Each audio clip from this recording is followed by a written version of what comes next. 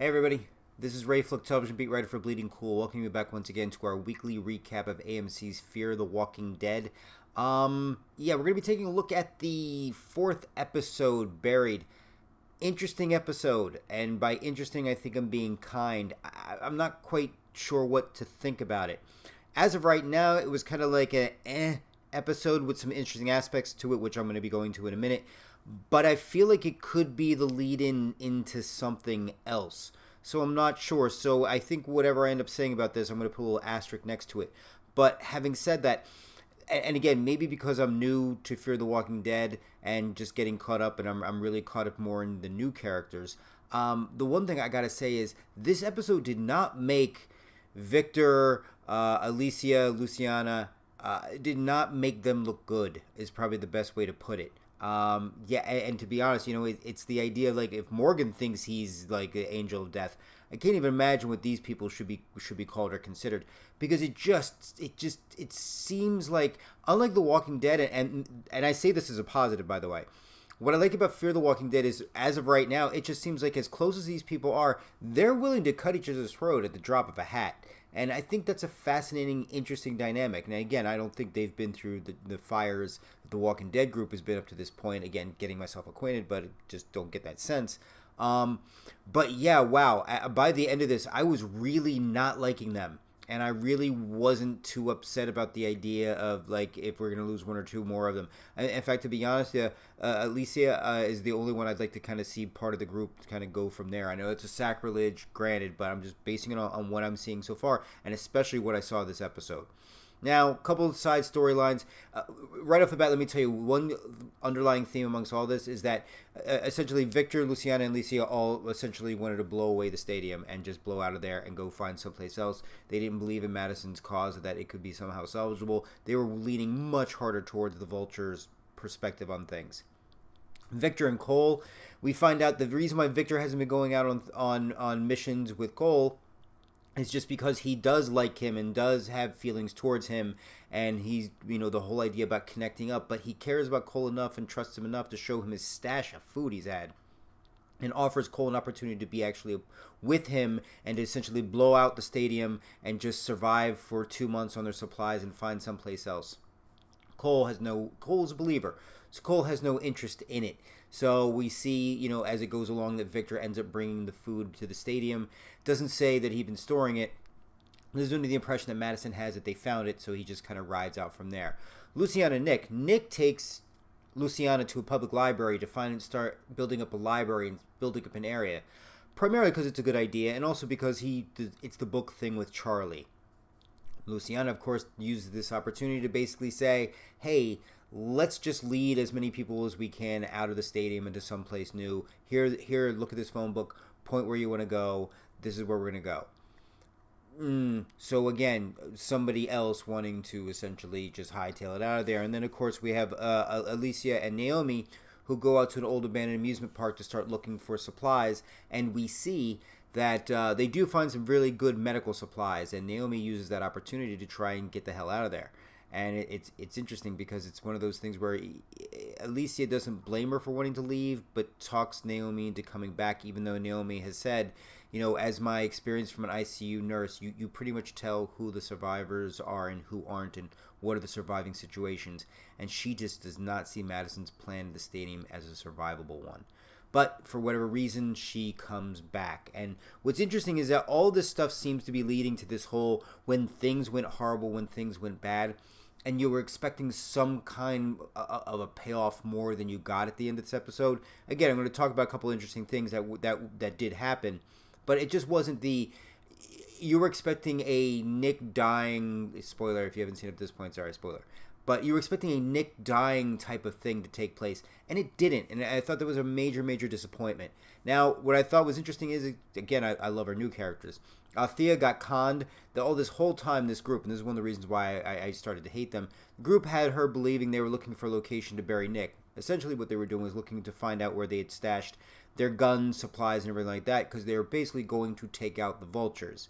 And they essentially coerce, seduce, and tempt Althea into giving them a ride to where the Vulture's at by promising them not only their stories, but they get to see the end of how this goes. And as a journalist and a recorder of events, there's just too much for Althea to pass up. Now, in the process of all this, something that really is heartbreaking is Dorie.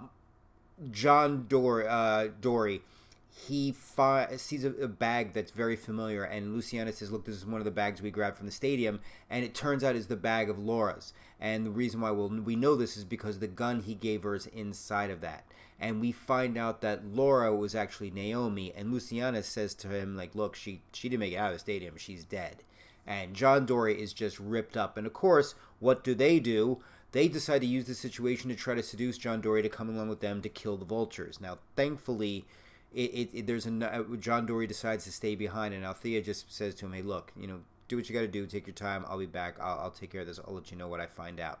And Morgan tells Althea to go and promises to stay with him, and it's a really nice moment, because Morgan, for all of his detachment, let's be honest, Morgan cared more about Nick in this episode than all three of them combined, because Morgan had to be the voice of reason to tell them, hey, maybe you want to bury this kid, maybe you want to bury your friend, maybe you want to bury your boyfriend, maybe you want to bury your brother.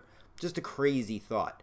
So they gave him a wonderful burial by pretty much burying him in the same place that they dug all their stuff up from. So, again, Morgan having to be the voice of reason, by offering to stay back with John Dorie and just be there for him.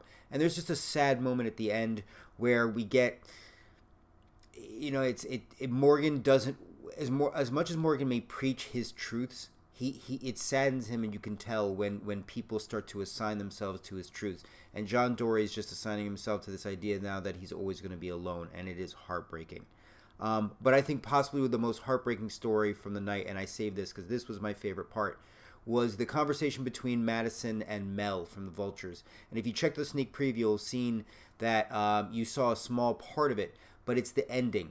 When Mel is telling her about when he first started out and the settlement that he was at. And Madison says, that's right, let me guess, you tried to warn them, and they didn't listen, so you got out of there, and it turns out, and Mel tells her the story and why what he's saying to her isn't just him lecturing or thinking he's better, but it's coming from a cautionary tale. Mel tells her, like, no, you got it wrong, actually. I convinced them to stay. I told them we can make a go of it. And in the very end, when the wildfires made their ways to the settlement and people were screaming and dying, he and his brother made it out. So again, it's that level of heartbreak and this understanding that for everything that's going on, you never get the impression, at least from Mel. I can't speak for the rest of the group, though there is a scene where we see them giving out supplies to their group, so we know they keep them going. But we don't get the impression that Mel wants anything to happen to them. It's just this understanding of, like, look, it's not a matter. There's a difference between hope and a hopeless cause. And I'm worried that Madison isn't going to realize this in time. And the reason why I say realize this in time is, where the hell is she? It does not bode well for where this is going, because as I told you, everybody keeps ticking towards this bad thing that happened that just blew everything out of the water. We see a montage where all of them are saying, like Victor's saying, I should never have brought my food. Luciana's just like, we should have picked someplace else different in the phone book. Elise's considering what she should have just hightailed it out there with Naomi. Like, I'm curious to see what this big thing is. And if it is so big and it is so huge, A, why has nobody mentioned Madison in any way, shape, or form? And B, too, because I don't remember what I said first, I don't see how Madison can be alive, in all honesty. And maybe I'm jumping to the obvious, but it just really seems like at this point, with everything that happened and went on, if Madison is alive, I can't imagine she's in great shape. And if she's in good shape, she signed with the Vultures. And if she didn't sign with the Vultures, she's in great shape because she's riding on hate because of what everybody did to kind of abandon her at this point. But if they're going after the Vultures hardcore, just the three of them, like whoever's left of this group, I'm assuming there was some massive damage that was done. And what was it that kind of drew everything up to that point? So, again, this is me taking a look at the 4th episode of Season 4 of Fear the Walking Dead, Buried. Overall, I would have to say it was an okay episode. I think we got the point. I don't think it did a really good job for somebody like me to get a good impression of our returning cast, because I just found them to be a-holes by the end of it, and I'm really now enjoying even more so Althea, John, Dorie, and Morgan. I wanted to be more centered on them. But I'm very curious to see where this is going, but I thought this was a decent episode. Not the strongest episode of the season. I'd say the weakest of the 4 episodes so far, so I'd give it maybe a 5 to 5.5. Potential to go higher, depending if there was stuff from tonight that means more next week. Not that it'll jump up that much, because I think you still have a responsibility for the episode itself. But again, I'm curious to see where it's going. After 3 strong episodes, I'm willing to give them a little bit of a wait time. But otherwise, good, salvageable, very interesting information. I think it's fascinating with the whole Naomi Laura thing. The Mel Madison conversation I thought was a very strong highlight. But again, Victor, Luciana, Alicia, not really a good night in making them look like people I care about. I wouldn't mind it, and it's horrible to say. I wouldn't mind losing 1 or 2 of them. But again, my name is Ray Fluck, television beat writer for Bleeding Cool. Really appreciate you guys coming and checking out these reviews. Have a whole bunch of stuff coming up with Cobra Kai and a bunch of other shows this week. But also make sure you check out bleedingcool.com for all the great pop culture stuff we cover. From comic books to video games to film to television to collectibles to anything and everything under the sun across the pop culture landscape. So make sure, again, check us out on bleedingcool.com. Hope you guys have a wonderful Sunday night. Hope you guys have a wonderful week. And again, I will see you guys on the inner tubes. Take care.